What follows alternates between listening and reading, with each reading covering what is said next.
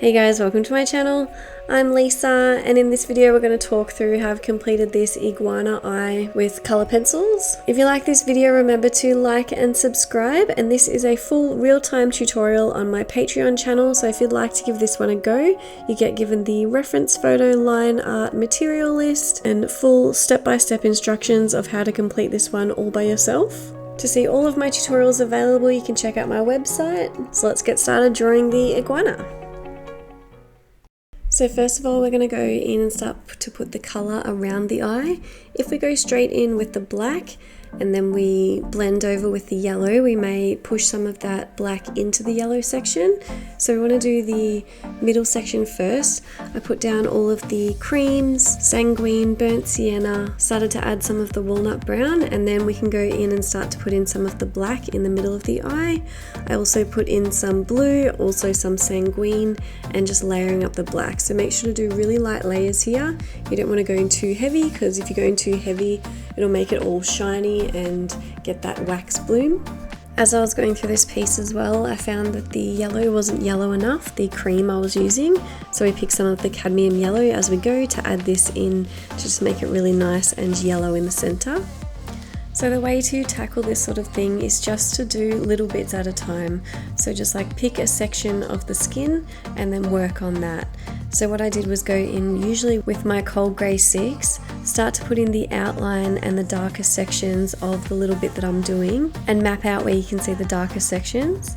Then you can go in with your colours and start to put in the mid-tones and the lighter tones. And then once they're in, you can go back in with the darker tones and start to get darker. I started to use some of the cold grey 3, cold grey 6, black, walnut brown, also adding in some of the sanguine and yellow colours where you can see it.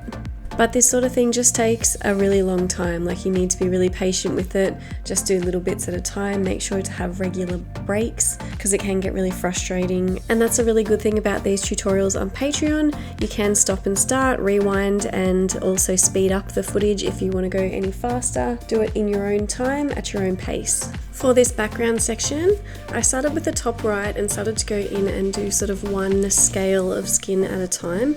I found this a little bit tedious because you are just changing your colours, through every little circle or oval that you're doing. After I got my confidence up a little bit and I sort of figured out the way that I want to put it down and the layering of the colours that we were going to use, I then went in and did sort of small sections at a time. So you'd outline the smaller sections with the darker colours, go over with your light layers, the base layers, and then your mid-tones, all of the colours you're going to use.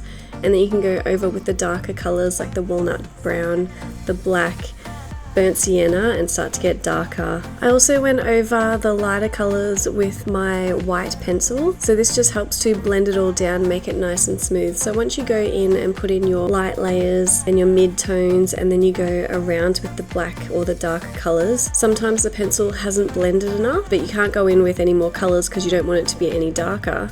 But what you can do is just go over really lightly with your white pencil and blend it down. So just trying to go in between the black and brown section so that you're keeping that darker outline and just gently blending down the middle colours of the scales.